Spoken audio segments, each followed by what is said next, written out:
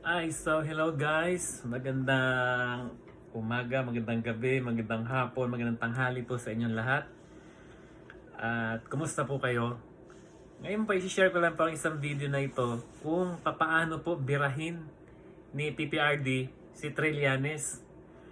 Kasi parang sa mga nakalipas na araw, nagngangawa na naman yata si Trillanes about dito sa ICC.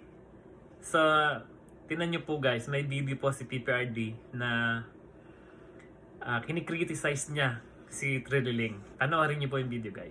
Kung maniwala kay ni Trillanes ang bakla na yan, walang ginawa na kung hindi magdaldal. Huwag kayong hindi ko nga sinasagot eh. Kaya hindi ko sasagutin yung buuan. Wala.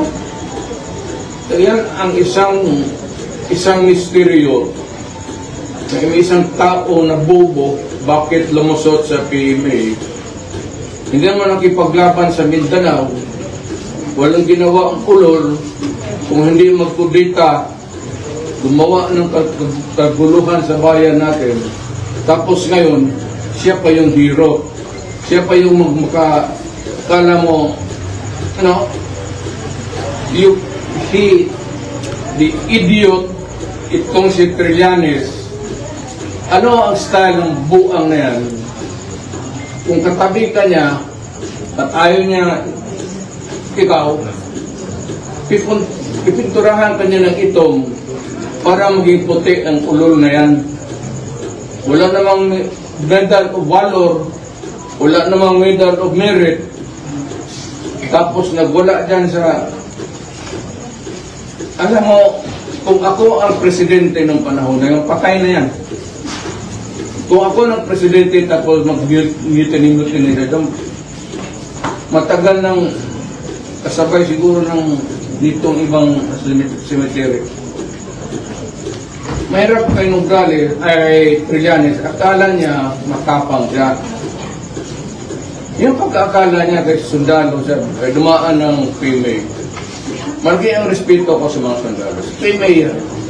Pero itong ulol na ito, at bakit sumalig na yan sa inyo?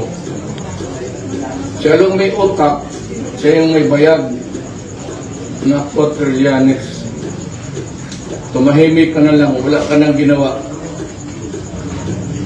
Wala ka nang ginawa sa bayan mo.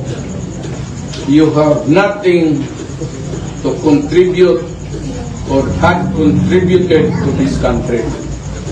Nag-umpisa ka, lumabas ka ng barak, gulo ka, binigyan ka ng amnesty, ngayon, ang bunganga. Ayun, so ayun guys, so napanood nyo po ba yung video na yon? So, salamat po sa inyong panonood. Sana po kahit maiksi lang ang video na yon ay naintindihan nyo rin po kung anong ibig sabihin ni President Rodrigo Duterte doon sa kanyang mensahe o sa kanyang criticism para dito kay Trilliling.